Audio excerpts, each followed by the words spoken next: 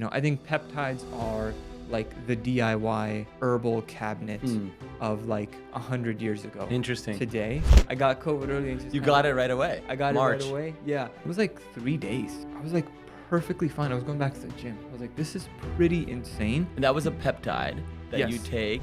Stem cells are like skeptical workers your body uses to build or fix parts. But then the peptides are the instructions. So the peptides are like tiny messages that tell the stem cells what to do. Hey, go fix that cut. Hey, go grow that muscle here. Hey, cool down that inflammation. The reason they're getting popular is because they work and because people are starting to take medicine into their own hands. People hear these things and they're like, oh my God, is this safe? This sounds so new. And there was a guy I was working with, and Crohn's, I'll just say this, maybe this is controversial to say, but Crohn's and colitis are very reversible. They're not hard to reverse. He said the doctor just looked at him like concerned. Yeah. Like not from a safety perspective, but like, no, I need you on this. And he's like, why? Why do you need me on this? He's like, I just need you on this. He was like not happy that things had gotten better, and it just Without his protocol. without his protocol. Do they all have a general mistrust for Big Pharma? Yes, because we see the failings of it. Welcome to Aware with Seb, a globally ranked podcast about leveling up your mind, business, and life. I bring you experts, artists, and CEOs. We talk money, biohacking, mindset, AI, leadership, and spirituality. Everything that makes you more aware. Because awareness makes better humans. And better humans make better friends, partners, lovers, and leaders. Let's go.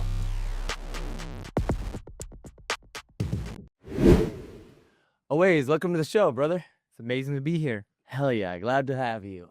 Awais, what is your last oh shit moment? First thing you can think about. My last oh shit moment. Yeah. In terms of what? Anything. Good, bad, surprise. Oh Last man. thing you thought in your head, oh shit. Well, as I mentioned to you, I did an IV of exosomes yesterday. I got high on the supply, and it gave me so much energy, and I love it.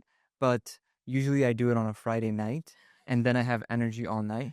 Yeah. So today I just woke up at 3:30 a.m. blasted with energy, and I was like, go. oh shit. Like, no. That is the most pertinent oh shit I've heard for the episode. That's great. Awais, we're going to talk about peptides, stem cells, GLP-1s, Ayurveda, biohacking in general, maybe even sauna, cold plunging. I don't know if we'll have time. Yeah. You know what I mean? I Cool. don't know if we'll have time. Yeah. Before we get into that good stuff, where does your passion for functional health come from? Where is that stem from somewhere? No pun intended on the stem. Totally. So it stems from my personal journey. Yeah. When I turned 18, I started having these muscle spasms, chronic muscle pain throughout my body, and I went to the doctors in the conventional system, and they told me, here's some steroids, here's some opioid painkillers, and I was like, I'm not entering adulthood like this. Yeah. I was so excited to become an adult and go to college and all these things. So then I started just finding doctors on my own. I found a regenerative medicine doctor that at the time was working with a, very famous NBA athlete. I'm not allowed to name this NBA athlete because athletes don't do regenerative medicine, right? And he started treating me more or less for free, actually. And he actually injected me with peptides, other regenerative compounds. And this was like 2011, right? So this was a long time before this stuff Yeah. is now becoming popular. And I was like, what is all this stuff? Right. He'd be like, wait here. He'd go to his printer. He'd print out all these research studies on all these things. And I just got the bug.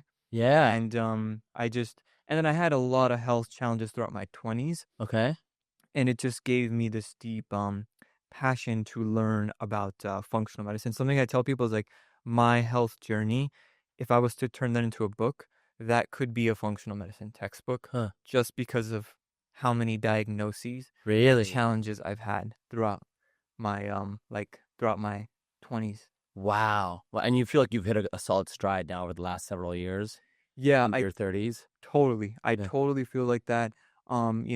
$300,000 later, right?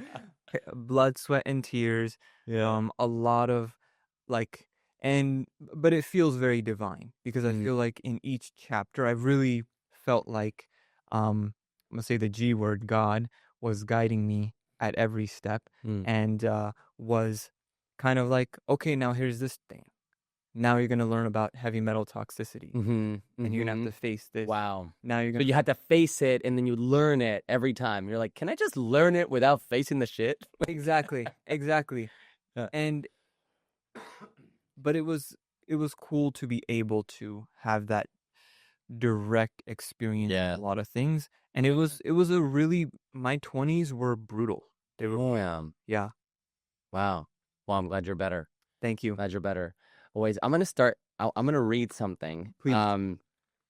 So what I did is, I think there's going to be a lot of people that are listening to this episode that are probably well versed in this, and we'll get some good nuggets that are a bit more advanced from you. And then there's people that this is quite a bit of a 101 for them, right? Mm-hmm. So I asked ChatGPT to explain peptides as it would to a third grader, and I want to read that out loud. Please. Imagine your body is like a Lego city. Peptides are like tiny Lego pieces that help build things or tell other Lego people what to do. They're made from even smaller pieces called amino acids, kind of like how Lego bricks snap together to make shapes. Some peptides help you heal cuts faster. Others tell your body, hey, time to grow, or let's fight germs. They're super tiny but super smart, like little messengers running around your body, helping things work better. Wow, man, that GPT-5 has come a long way. That's Just good, say- right? Yeah. And then I'm gonna add one where I thought about it after. It's like, okay, so then now do that with stem cells, right? So then it says stem cells are like skeptical workers your body uses to build or fix parts like muscles, bones, or skin. And so they can form into any cell, but then the peptides are the instructions. So the peptides are like tiny messages that tell the stem cells what to do. Hey, go fix that cut. Hey, go grow that muscle here. Hey, cool down that inflammation. Yeah, that's Pretty good, right? that's pretty good. That's not bad. Yeah. Yeah. Any additions to that, or how do you feel about those definitions in general? The thing with stem cells can get a lot more complicated, how we define them, how we define the types of them, how we define like what I did yesterday, which was exosomes. Yeah, that gets into a whole different discussion, but I think that was pretty good in general. Yeah, that's good. That's good. That's good. So why are we all of a sudden obsessed with this whole thing around peptides? The stem cell's been it's been around a bit more in terms of like the popularity. Yeah. But why all of a sudden, and not before? Totally. So I think some of it has to do with the popularity of GLPs. Yeah. It's kind of like because GLP drugs are peptides. Yeah. Other has to do with sort of some regulatory changes before 2023 when the FDA dropped their regulatory guidelines, which was like a sledgehammer to the industry. Yeah. And they said pharmacies can't compound a series of peptides, right? At all. No. Yeah. Okay. Exactly. Except for like a really short list of peptides. Okay. So, and then the reason they're getting popular is because they work and because people are starting to take medicine into their own hands. Yeah. And they're starting to mistrust the medical establishment and mistrust Western allopathic medicine. And, bodybuilders have known about the recovery peptides for like 20-ish years, right? In like, you can look on forums that like all the testosterone forums, Yeah. 14 years ago when I first got treated, that's the only place you could read about peptides. Yeah. And you'd go on like forums or Reddit. Totally. Yeah. Totally. And like Testosterone Nation and all these like old school, places. So now I think it's just because they're so effective. And when regulatory bodies come in and they say, hey, don't do this, people start asking questions. This is an age, I think, of like a lot of grassroots empowerment.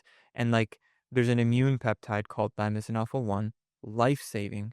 I was working with people that had long COVID.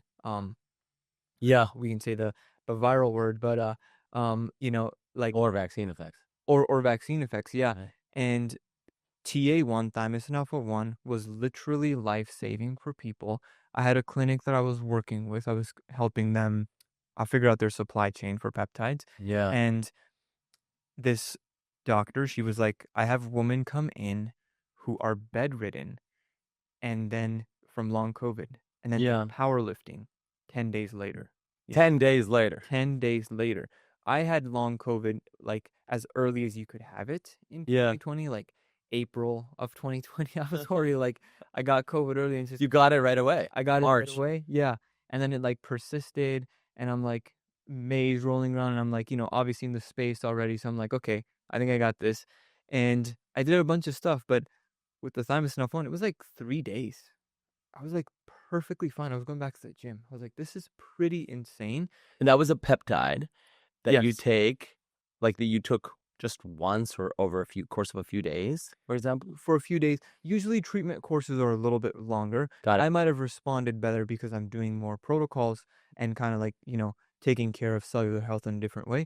But then the FDA comes around 2020, 2021, Yeah. and they're like, you can't prescribe thymosin alpha 1 anymore. Why? Is that And business? Is that a business thing? what they said was because this is being used off-label to Yeah. treat viral conditions like COVID, and there's no data proving that it works, Got it. right? But then you start looking into it and you see multiple patent pursuits of thymosin alpha 1 from large drug companies, right? Patients that were taking this compound, they start hearing this and they're like, oh, hell no. Right. You have lost your legitimacy. Now, Right. regulatory bodies. So this distrust that you talked about, this has definitely become, I mean, there's always been people that have distrust for big pharma and things like that. But really 2020 and the pandemic is what set off major distrust for drug companies. Mm-hmm. Yeah. Totally. Yeah. Mhm. Now, what are the different forms to take peptides? I mean, injectable seems to be the most popular way. Is there different forms? Totally, yeah. Injectables most popular. There's oral capsules. There's transdermal. You can do like the copper skin peptides. You can microneedle do them transdermally. There's skin patches. There's IM. There's IV. But the most There's effective. all kinds of ways. There's all kinds of. Yeah. Oral, works fine. But I think the classical subcutaneous injection is the most efficacious for most treatment. Just guidelines. works. It just works. Exactly. Yeah. And then in terms of safety, are there forms that are safer than others, or the safety just has to do with like dosing and things like that? Safety is a great question. Yeah. And these are biologic compounds, meaning your body already has them. So your body has thymosin alpha 1, it has BPC, it has thymic peptides being produced.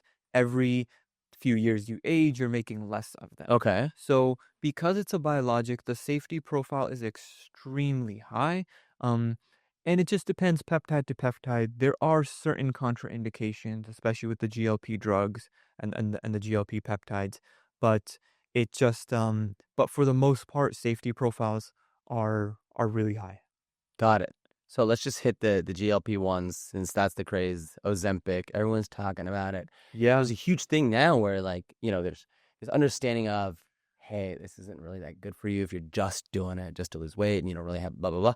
And then like Serena Williams, right, just came out and did this huge, was it an interview she just did? Or anyway, she comes out and says, basically makes it all okay and tells her journey and this and that. So when I think people that were seen as not safe or not healthy see someone like a professional athlete fully come out and say, hey, I really couldn't lose weight for XYZ, and this truly helped me, and I'm doing it in a healthy way. I think all of a sudden it sort of legitimized it in a different way, and people are having different thoughts about it. So break it down for me, brother. Come on, Awais. What's going on with those the GLP-1s? Yeah. So the great thing about Serena Williams is she has a lot of muscle mass, Yeah. So that kind of weight loss journey, muscle preserving is going to be easier for her. She knows how to eat to preserve muscle as Got it is. it. But in a nutshell, I'm sure people have heard plenty about GLPs, but they are these peptides that help to modulate insulin, control satiety, which is hunger. They influence. So meaning you feel full faster, essentially. You feel full faster, essentially. And they also influence indirectly a few other pathways like ghrelin and leptin that can support weight loss, hunger, appetite control, and whatnot. And then another area with GLP drugs that doesn't get discussed is they are kind of like these dopamine drugs in a really good kind of a way. Um, I have I've worked with a lot of people in the sobriety world Yeah. that have, become sober after being alcoholics and dealing with alcoholism for a Mm-hmm. decade, 2 decades. Yeah. There is nothing like tisrepatide, semaglutide, retatrutide for them, and they've hit their weight goal already, but then Okay. they just stay on it because it completely curbs their desire and appetite for alcohol. And they're like, my brain kind of feels like I've taken a little bit of um what's the how am I forgetting this? Not Ritalin, but the other Adderall. Adderall, yeah. They're like, I've taken like 10 milligrams of Adderall. That's what my brain just feels like all the Interesting. time. So they're So, more focused too. yeah, because if you look at all those pathways, those metabolic pathways, they have a neurological component and that can influence dopamine regulation. So it just depends person to person, but there's amazing use cases for That sounds habit forming though. What's up, guys? I hope you're enjoying the show. If you love the show, please share it with a homie. It would mean the world to me. Also want to let you know that you can check out sebastiannam.com for more resources like this, and also www.goglobal.agency, a digital marketing agency that's end-to-end, helping purpose-driven and mission-driven brands scale their impact. Again, that's goglobal.agency or sebastiannam.com. Please hit me up straight up on Instagram, DM me, ask me questions. I'd love to connect with you and see what you thought about this episode or other episodes and what you want to hear more of. Much love. it. It is, and it's something that, in all honesty, I think a lot about. Whereas I'm like, maybe for some, I'm working with a guy right now Yeah. who's using this for this purpose, but his metabolic markers are perfect. There's no negative feedback loops for the GLPs in the sense that they're like, if you take testosterone, your body stops making, right? That's Right. a negative feedback loop. Okay, got it. We don't really see that, so I've had him taper off. So it's not like a cliff that the body's falling off and Yeah. hunger's coming back and he's like, I want alcohol, I want food, I want all this stuff, Yeah. But it's keeping him in check and keeping, just as a case study, there's many case studies I can think of. But yes, there's people who are like, hey, I want to switch to another path. That's where I would start talking about microbiome, GLP pathways that could sort of get us there using prebiotics and fibers and things to boost GLP, which can work for some people after they've done a bigger cycle. Got it. So after they've done a cycle, there are ways to essentially, I'm going to use way less scientific terms, but kind of like wean off of it, but then move into other, practices that will help you regulate your body essentially. 100%. And it doesn't go back to like people aren't being like, oh, like this really messed this up and I can't repair it kind of thing. No. Kind of like if I gave you 200 milligrams of testosterone cypionate, yes, in 1 month, if I was to just cut you off, like cliff you off, you would be upset. You'd be like, dude, this kind of messed some things up. My gonadal production is messed up from this, right? No, we don't see that. Also, the whole other discussion, which we were just talking about outside, is now you can microdose GLPs. And what I love about this space is there's this evolving neural network of clinical minds that just kind of come together. We share information, we go to conferences, and this like culture evolves where like we're all getting great data with something. And one of those things is microdosing GLPs, like really small doses, like 1 milligram or even less, once a week or twice a week. And that's an anti-inflammatory. I personally have not done that because, I'm trying to eat 10,000 calories a day right now. But 10,000? I'm joking, but yeah. I don't know, bro. I believe you, man. You tell me things, I believe them. Maybe 3,800. I was going to say more than 3,000. Yeah. Trying to build muscle? Exactly. Trying to gain weight? Yeah. I'm in a weight gain cycle, but Yeah. GLP microdosing is super anti-inflammatory. It's incredible. It's like so metabolically corrective. And these types of peptides are influencing clinical culture in such a way where now we're like, wait a second, if this is happening, then that means metabolism is connected to the immune system, is connected to brain function, is connected back to gut. So we're like, okay, so it's an immunometabolic compound, you know? Interesting. Is this sort of like group of practitioners, functional health doctors, and things like that? Do they all have a general mistrust for big pharma? And yeah, Totally. I mean, yes, because and the FDA and things like that. yes, because we see the failings of it, right? We It's just see all, is it just really just money related? It's all money kind of focused and greed. totally. One quick story I'll share with you is, you know, a lot of the work I do is around the gut, and there was a guy I was working with, and Crohn's. I'll just say this, maybe this is controversial to say, but Crohn's and colitis are very reversible. They're not hard to reverse. I get very complex cases referred to me. Yeah. When someone refers a Crohn's case, I'm like, okay, great. This is gonna be, you know, I can rest a little bit, you know. Whereas like conventional medicine has created these stories around how hard it is, and they prescribe biologic drugs. And I'm not gonna name this drug because you know, we don't want them coming after you. But we don't want them coming after you. After me. Throw you in the back of a freaking van all of a sudden. This guy was on Seb's podcast talking shit.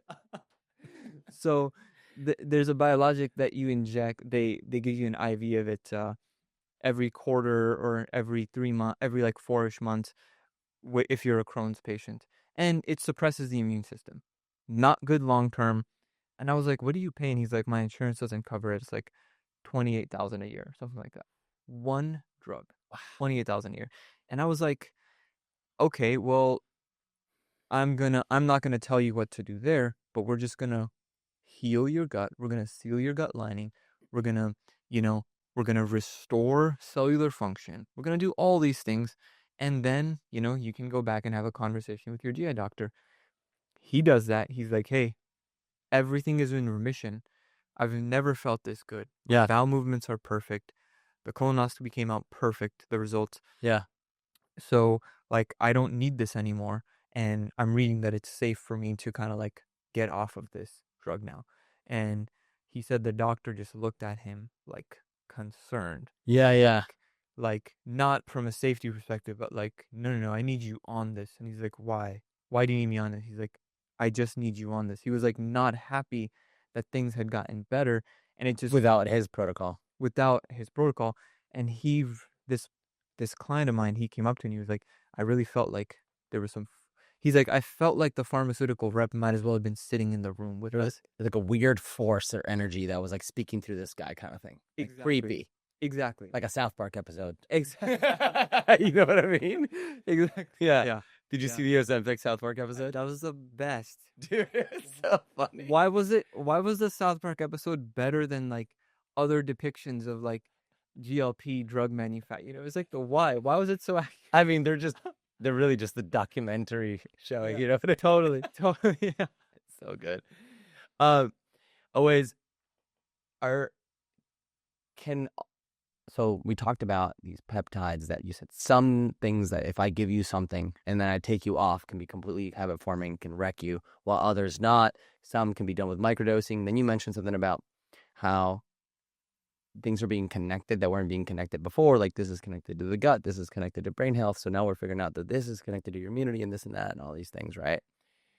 If to bring up, you call it the G word earlier, God, right? It's like, I mean, did God really?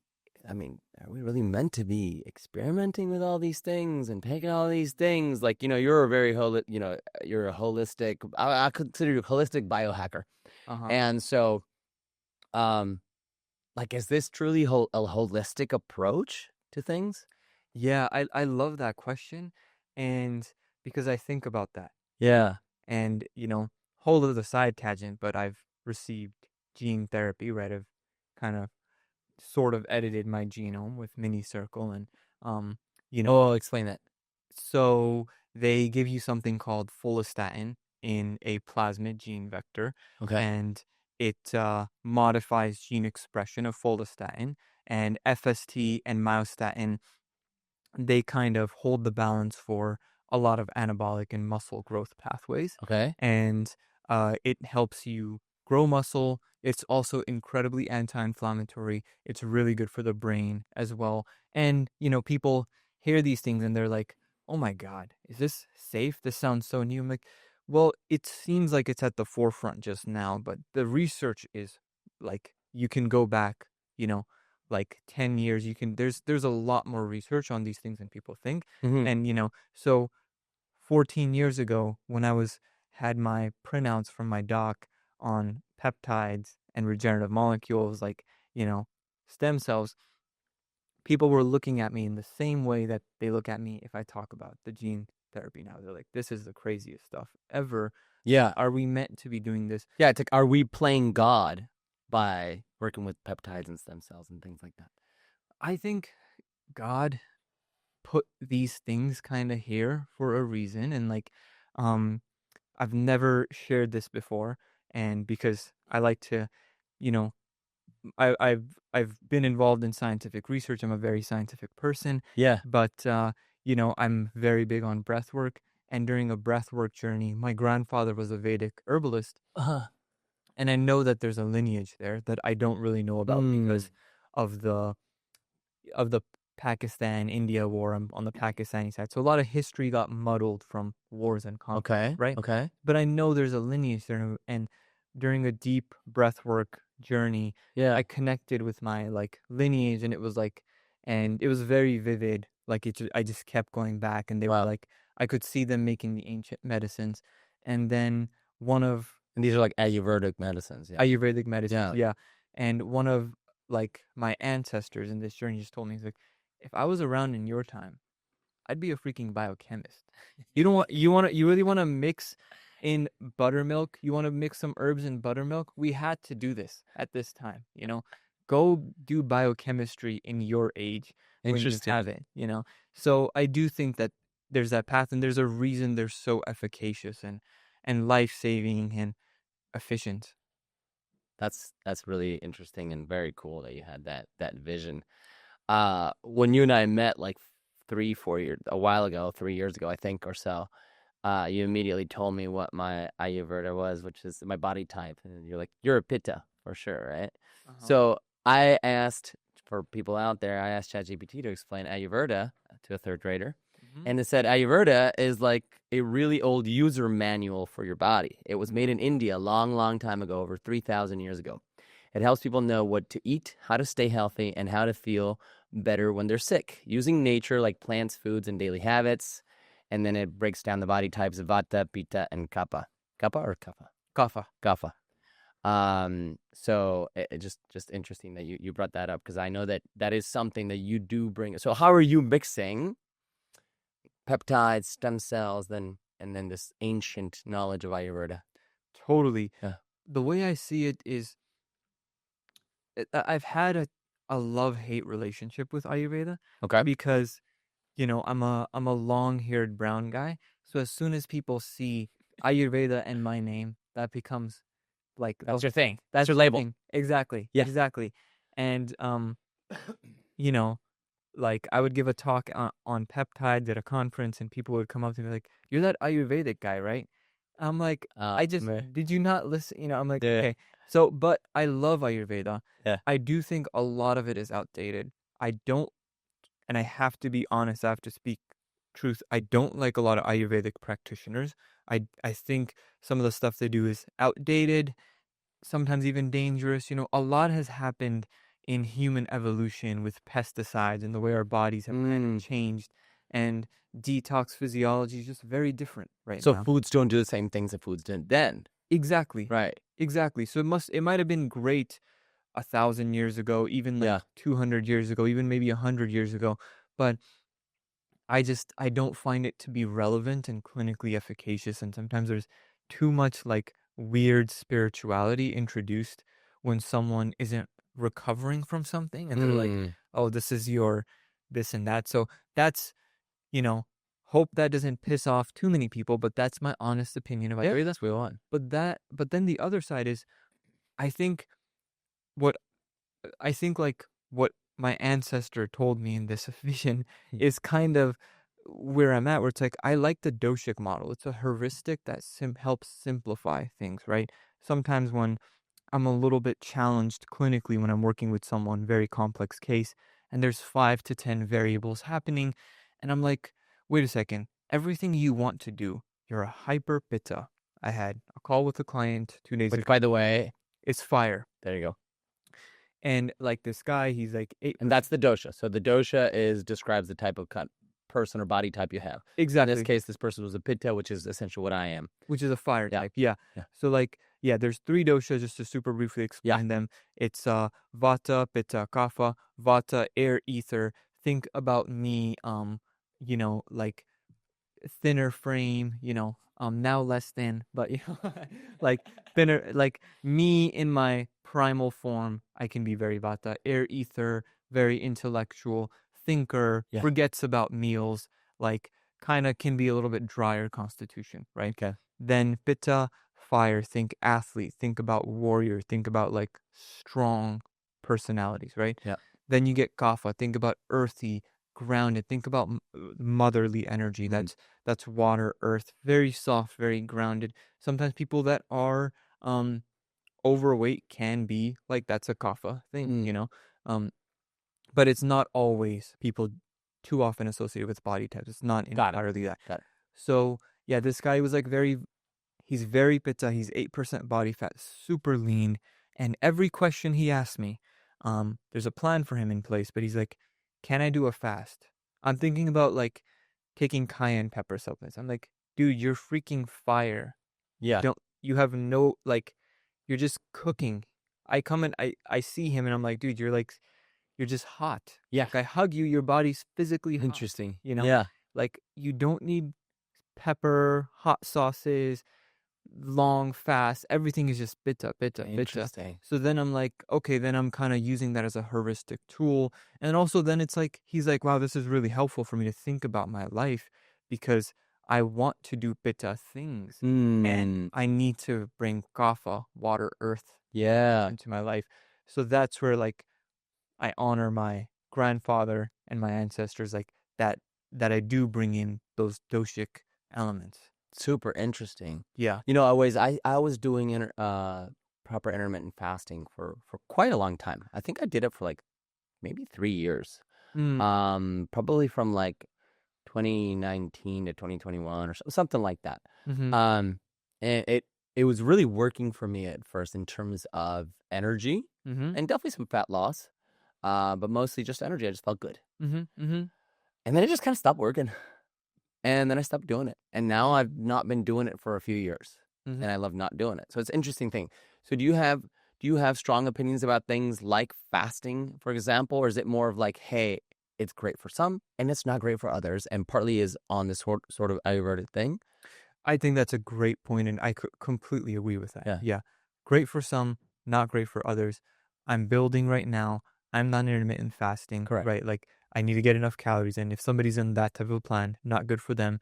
Sometimes, even if someone's goal is to lose weight, to regulate their metabolism, it's still not a good thing, because their liver isn't flexible enough to switch to fat burning mode. Because the liver needs to be in a place to have metabolic flexibility, and we have to get there through like supporting various detox and biochemical pathways first. Interesting. And otherwise the IF, the intermittent fasting, doesn't get us to the goal. So it's Got it. not only different people, but different times.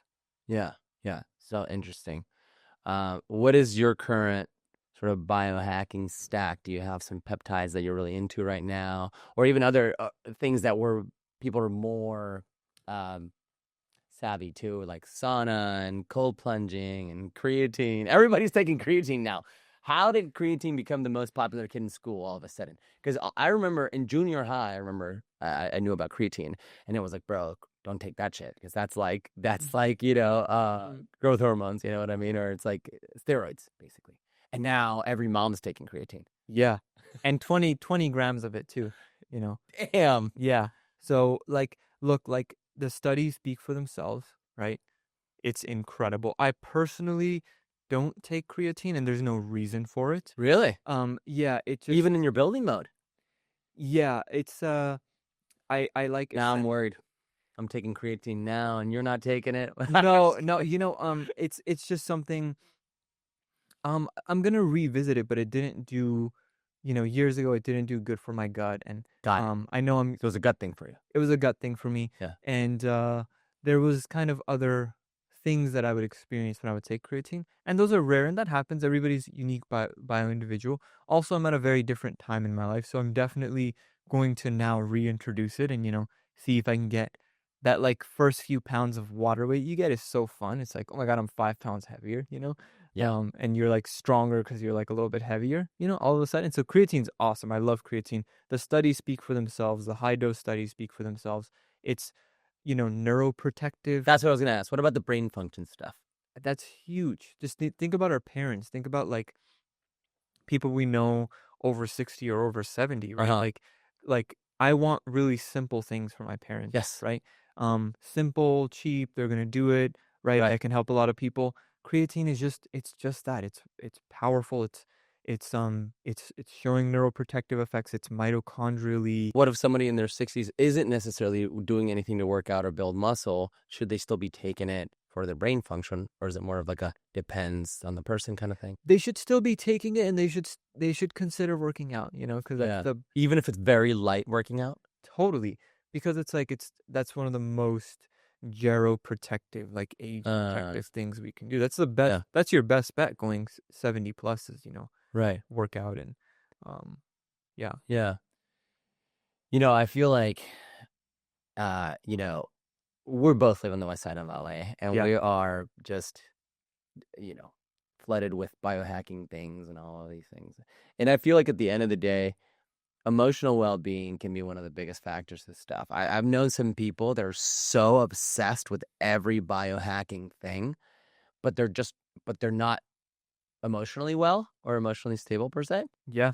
And they still get sick all the time. And it's like, dude, like, well, yeah, you're doing all the right things and quote unquote physically, but you actually have no balance. Like I'm the type of guy that likes to say, like, I love to be mostly pretty effing healthy, but if I want to eat a pizza to my dome on a Sunday, I'm going to do it.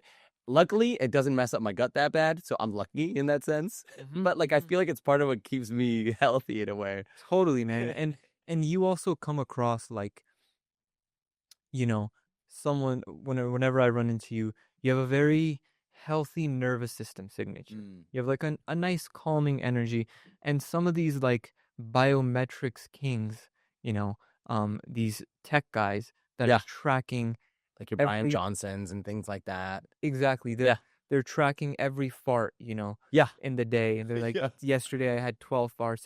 That's not even a joke. That's not even a No, they're a tracking guy every like part.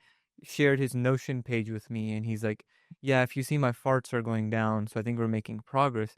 I was like, what is wrong? I was like, that's the craziest thing I've ever seen. So like, along with just every little detail in life tracked, right? So it's like the body is information, Yeah.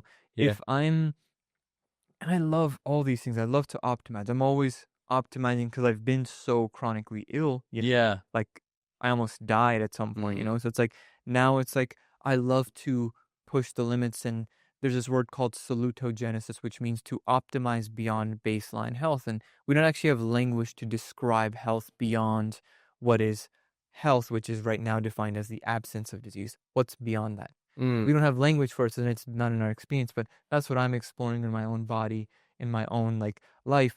But yeah, it's like if you're telling your body, you're like, Sebastian's body, I need 2,000 supplements today, and this is just to help me optimize. What your cells are hearing is like, so we're not enough. Yeah.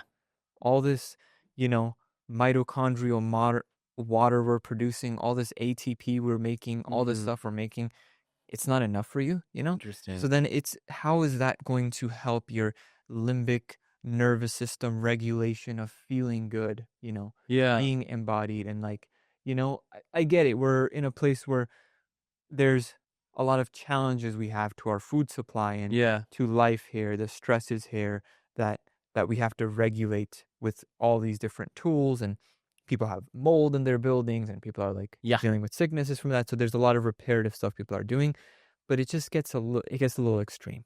It gets extreme. Yeah, absolutely. So what are these? Are there some things though that you are like, okay, these are not based on a person by person basis. These things truly are not good for you. Like, let's say gluten, right?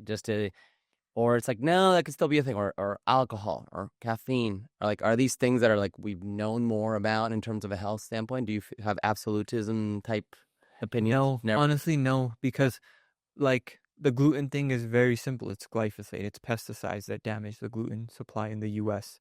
Yeah, you go to freaking Europe and you're fine with gluten. Totally. Yeah. I went to Asia. I'm so gluten intolerant here. Yeah. That I had a little exposure and I got these rashes on my neck. Damn, dude. That like Just a little bit? just the tiniest amount. And like I was in Taiwan and I had noodles for breakfast. Then I had second breakfast. I had more noodles. I went to cake shops. I went to dessert shops, And and and then my friend asked me, "What do you want for dinner?" And I'm like, "Just make sure it has gluten." that's incredible, man. And it's like it was That's so freaking sad. it is, and it felt like it was reparative, and like it's a whole other rabbit hole. Oh, man, yeah. There's this Ayurvedic doctor, John Douillard. He wrote a book called Eat More Wheat. And, he debated a big gluten intolerance expert. And I thought it was kind of interesting, kind of a funny debate to have. But even for that, I'm like, no, I can't wholeheartedly say absolute. Caffeine can be so good for some people, A lot of people go a little crazy with it, Yeah, you get 6 shots a day, and then it's a little much, probably. That's over a gram of caffeine a day, and that is a lot of people, and that's kind of acidic for you. A gram is really just 1 shot of espresso, isn't it? It's 1 shot should be or 60-ish. 100 milligrams is 1/10 of a gram. Sorry. So if you have a double shot and that's 200, and you're having 6 of those in a day, that's going to be 1,200 milligrams. Got it. And there's people I know who, they do that, and that's just strips your adrenal glands and everything. So yeah, but like some caffeine, I microdose caffeine. You microdose it throughout the day. You have tiny little sips mixed with water. Yeah. No, my addiction, my vice of choice is dark chocolate. I'm a dark chocolate fiend. I fucking love dark chocolate, man. God, do you have some on you right now? If I wish, we would just chop it up on the table. That's funny. Wait, so it has caffeine in it? Dark chocolate has like the good stuff I get, the 90%, Colombian. It has That's hilarious. It has it's about like 30 to 50 milligrams of caffeine, the amount I'm going to consume in a day. So like, a bar. No, I'm not going to have a bar. I'm going to have like 3 squares, like a few Okay, times a day. And sometimes it's too much, but like there's anandamides in there. There's all these like feel good molecules in there. So yeah. You have a favorite chocolate brand that's really clean and gets tested for all the other crap that dark chocolate can have? Like what is it, like cadmium, lead, and yeah, all this stuff. The lead just adds so much flavor to it, though. No, I'm joking. I can't do that. Those were like the highest flavor bars that tested high on lead. Yeah, interesting. Very, very sad. And a lot of the very popular brands that you saw everywhere in Whole Foods and things like that. Yeah. I mean, I grilled at Expo West a CEO of one of the companies. Yeah. On that, and they gave me a cookie cutter answer. I'm like, no, let's go in more detail. They were not happy. And I was like, I was not satisfied. There's enough signs. So, I've done like MAST is fine, M-A-S-T. They test pretty well. Flavor's pretty good. Flavor's pretty decent. And Fortuna, Fortuna, like you have to order that online. That's pretty good too. And then sometimes you can just get chocolates locally as well. Yeah. Which I've gotten from Ghana. And most likely those would test better if they were to be tested. Is that what you mean by locally? Yes, it's all about Because they're not mass produced? countries, because Uh, it's like even some local chocolates have to use the machinery and processing plants of, because that's the only processing equipment that's available, and that's a that's how the place. metals get in. That's how some of the metals get in. Um, Cadmium can be there in the soil. Lead seems like it kind of comes from processing equipment, and then it's also where are they air drying it, and then that some gets in there. So Mm. so Damn, dude, there's so many ways that and I've things get in our food. I've done so much research on this, and like oftentimes I'll find smaller producers in Ghana, and those test Cool. really clean and Yeah. taste good. Yeah. Well, if people are really interested in peptides and stem cells, they're obviously going to hit you up.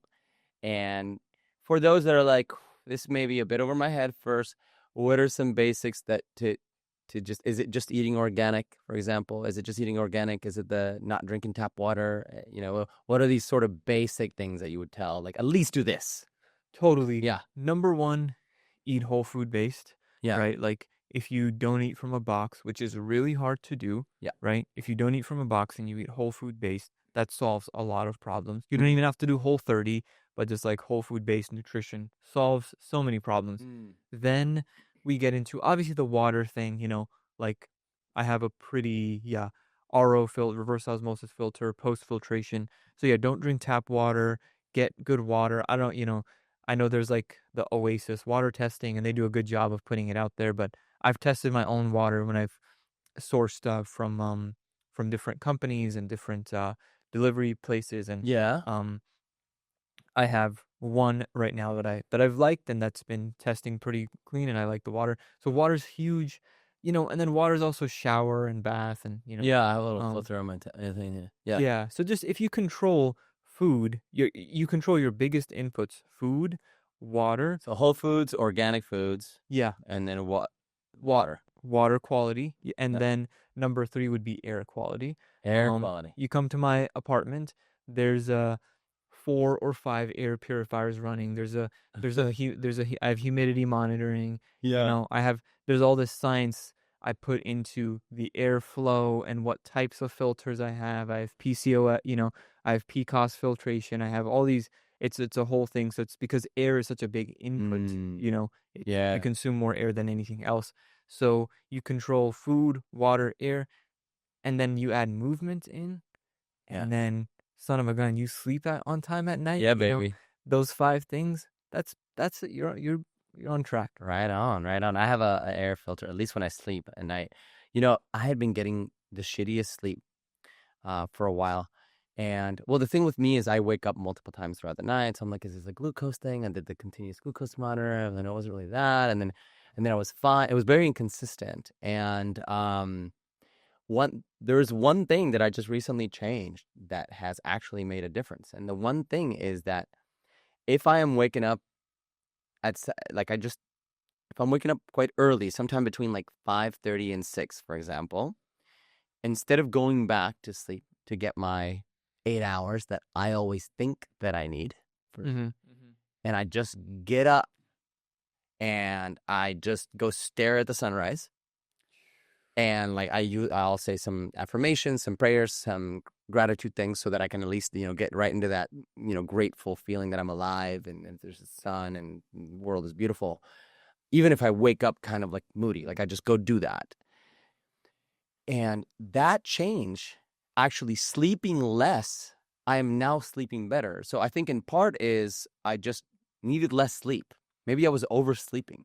And so now that I'm sleeping somewhere around 6.5 to 7.5 hours, as opposed to forcing my 8 hours, I'm hardly waking up at night. I'm waking up 1 time, 2 times maybe, and I go back to sleep right away. Interesting random thing for me. That's amazing, man. That morning light, nature's red light, that morning sunlight, especially if you catch that sunrise. Yeah. You look at that sunset, right? Like I think we've talked about this a lot of Latin America. People go sunrise, sunset, they watch it. They're like, oh, we're gonna stop everything. We're gonna go Love sunset, that. right? It's just like, oh man, it's just so corrective. Especially there's so many forces in LA that want to dysregulate you from nature and your nervous systems. Like, if we can at least do that, like we're on track. Love that. Love that. Okay, so we're gonna finish off with something. platforms like, functional health are becoming quite popular, and we've got all these new tests and biomarkers that we can get. And for a while, I think that there was some mistrust around some of these, like kind of like the whole Theranos thing, and Biome's been said to be kind of BSy and things like that. How do you feel about this kind of new wave with like a functional health type stuff? Do you think it's quite positive? Because these are mostly just biomarkers. They're not really selling you vitamins kind of thing, but they are upselling the crap out of your test. But Totally. yeah. Well, sometimes, I mean, sometimes they are now starting to like, hey, we're going to recommend stuff too, and we get a little kickback. And I think That's fine. that's okay if it's done in with good intentions and good protocols. Function, Superpower.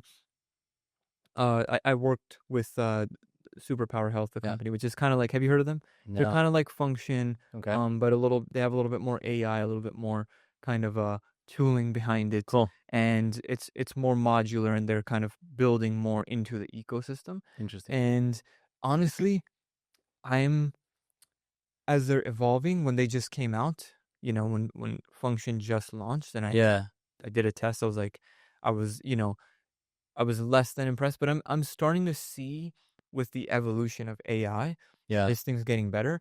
And this is almost a philosophical question, and it's really hard to answer as every model is evolving, and then their internal like AI, like LLM fine tuning, or if they're using a small model or their internal models, right? They all these companies have their own models. They're getting better and better and better. And I sometimes I'm still finding, I'm looking at what these models are producing, like the function labs, and I'm like, oh, this is a pretty good analysis. But then I'm also very often like, so much is missing. Interesting. Yeah. I'm gonna get vulnerable, so I'm gonna show you my function health test results. Great. You down? I'm down. So I like it live.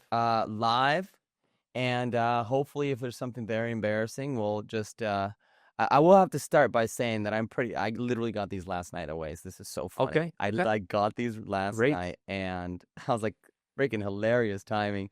And so it's logging in. My favorite part about it was the biological age. It tells you your biological age. And so for everyone that doesn't know, I am biological. That's what they say, biological age. So my calendar age is 40, and my biological age is 31. So I don't know how true that is, but let's fucking go. Maybe I'll just say 31 going forward. That's amazing. So and for context, I didn't look at these before, so this is I love just doing this kind of raw here. So let's I'd love to just, you could just hit the ones that are off, I guess. Yeah. Like per category, it's up to you. That was the autoimmunity thing was the only one that I was like, this is interesting. Interesting. We do find sometimes like ANA, which is an autoimmune marker, slightly out of range in people who are, don't really have autoimmunity. But this would be one of those things where I would like to look at, because a lot of the way health works is dysfunction takes years to creep up on you. You can be the healthiest, fittest guy. Like obviously I can never share who I'm working with in my client population. Right. It would blow you away. These stallions of men, that look like these specimens with the most incredible physiques, lives, businesses. And under the hood, they're kind of like, interesting, having all these challenges. So I would want to run some follow-up cytokine testing and some like slightly advanced immune testing, like Cyrex Array 12. Happy to kind of like, cool, get that order for you. But because there's some stuff here on the autoimmune side with the ANA that I'm like, okay, that would just be worth looking into, and it could be perfectly fine. So. And then we get into... And then it's mostly LDL stuff and cholesterol stuff. Totally. And then we look at your like your main, CBC and CMP, the conventional blood stuff, and everything is perfectly in, if I was to even put the strictest functional parameters, right? Just that very much looking at, I don't even like to use the word functional, optimal parameters of what is optimal. Things look really good. Your MCV looks really good. And I use some of these, sometimes when I'm looking at these, I'm corroborating and sort of like doing like a really simple algorithm in my mind and using that to assess some microbiome data, some Okay. detox data. Yeah. And I'm looking at your your MCV, your MPV, your RBC, your MCH, MGT, and I'm like, oh, this is a healthy young man here. Right And on. then I Young go, man. yeah, Young 31-year-old biological aged man. exactly, exactly. And then I'm curious about your liver, actually, your hepatic markers. Fabulous, fabulous. AST, ALP. What is that? What are those? Those Liver, you said? are, yeah, those are liver enzymes. ALT. Everything is pretty, yeah, it looks phenomenal. Then I'm gonna get into the cardiovascular side, Mhm. which is kind of interesting. So you know, there's this thing called the lipid energy model. Mhm. This is very much cardiology gets into all these really deep debates. And, Paul Saladino, Peter Attia, a lot of figures have kind of weighed in on this. Yeah. And there's some, there's this guy, Dave Feldman, he proposited that and then Nick Norowitz talked about the Oreo study, if you heard about it, which is like No. you can lower your lipids, your LDL and your HDL, and more by eating a pack of Oreos a day rather than eating statins a day. Right? So then it was kind of like, but so is it necessarily always good? Or Yeah. for some people, are these lipids kind of feeding what they're calling the lipid energy model? So for some people, they're just going to have high lipid markers, right? So I have some high lipid markers, you have correct? some high lipid markers. Now, again, this is a place where I would just run, like your ApoB is it's high, it's 103. Um, your I would want to run VLDL. I would want to run your lipoprotein A looks good. I would want to run some other advanced cardiovascular markers Yeah. to kind of just like see what's going on here, right? Yeah. Because some of these are what's triglycerides? Triglycerides are fine. They're the worst. Everybody's in agreement, whether they're using this fringe new approach, whether they're Yeah. conventional Yeah. allopathic, whether they're functional, that we don't like when triglycerides are high and blood sugar is high, like A1C is high, Yeah. and ApoB is high, right? Then we're like, okay, there's probably more of a chance of endothelial damage or some sort of buildup, Okay. arterial buildup. So this is one of the things where I'm kind of like, this has piqued my interest with your small particle count and some of these things where it's like, but it could not be bad because inflammation is low, like your HSC, highly reactive CRP is low. So I would want to like look a little bit further into it before we think through things. And then maybe we would want to think through some reparative stuff, not necessarily to lower lipids, but to restore the endothelium, because cardiology's moved to a place where we're now looking at the lining of those vessels as an important part rather than just like this hyperlipid picture, Interesting. So, and then just one other thing I want to look at here. There was one other thing in there. Yeah, just to embarrass you a little bit. Yeah. I think that was related to stress or something like that. Yeah. Age or something? Is that it? Hormones are fine. We'll talk about those offline. Stress and aging. It's saying that cortisol is in range and DHEA is a little bit. What is it? DHEA? DHEA is a little bit below range. So it's not like DHEA is one of these things where it's like, I could test you another time during the day, with these, those steroid hormones, and it can be a little bit different. So, like, overall, your hormonal picture looks great.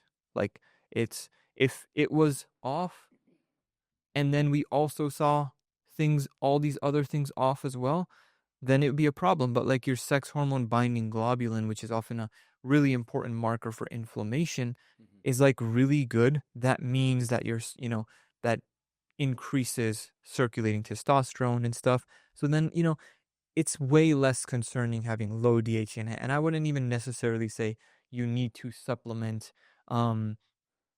DHEA because that can lead to other things. But if there was other indications that you needed that, we would talk about what that would look like. And because DHEA then can go down, some of it can aromatize, meaning become estrogen, Interesting. especially when we see autoimmune patterns, which we saw a little bit with that ANA, right? So I wouldn't love that DHA to kind of possibly go there. And then also some of it can downstream convert to DHT, which is obviously like important for men and androgenic, hair loss. So we would just kind of want to be mindful of that. If we were to do something, I'd combine two different forms, low dose, if it was relevant, but it's probably not relevant. Cool. Yeah. Amazing. I love this live reading. Thanks for that, brother. Thanks, Awais. Overall, amazing. Dr. Awais coming through. Great. Overall, amazing. I love that. I'll take that. So I'll leave you this final question. What are two things that a conscious biohacker should be considering today? Just two main things to consider. Two main things that a conscious, other than those conscious or holistic biohacker. Yeah. Other than those like basic things, I think intentionality of everything you do and participate in and drink your water and say your prayers before you eat, right? Like I always say grace before I eat. That's a really strict part of my ritual to ground as much as I can and really take like 2 minutes to really thank everything in just the moment. So as opposed to just people are gulping lunch during work kind of stuff. Exactly. It really affects, Totally. Your body takes the food in. Totally. And we know a lot of people in the tech world that are like hyper economic and inputs and outputs. Yeah. They're like a little robotic with it. Yeah. So it's I see that as being a challenge. And then the second one I would say is like, just like you're doing, look at your labs. Yeah. And then, optimize. Because if you optimize, then you have insurance from a preventative perspective, right? So optimize your, peptides. I think everyone should kind of know how to use them and look into them. And they're very effective, very cost-effective, anti-aging, hyper-regenerative, healing things to have in your toolkit, So like people always used to know what to do when things, I think peptides are like the DIY herbal cabinet of like 100 years ago. Interesting. Today. So I think I think a little bit understanding what to do, how to take care of bodies and get some optimization, like insurance, in your cellular health, in your energy, in your production. So I think play around with some optimization protocols, have fun with it. Cool. Awais, this has been so informative and insightful and fun. I really appreciate you for being on, brother. This has been amazing. Obviously, we'll have ways for people to find you in the show notes and all that good stuff to connect with you on Instagram and, other ways. But thank you so much for being on, brother. Appreciate you. Absolutely, man. It was wonderful. So much fun. Thank you. Cheers. I hope you enjoyed that episode. If you like the show, please subscribe or share with a homie. It means the world to me. And honestly, straight up, just hit me up. The easiest way on Instagram, SEBNAUM. Ask me questions. I want to be here as a resource and a source of inspiration. I hope you have a beautiful rest of the day. Much love.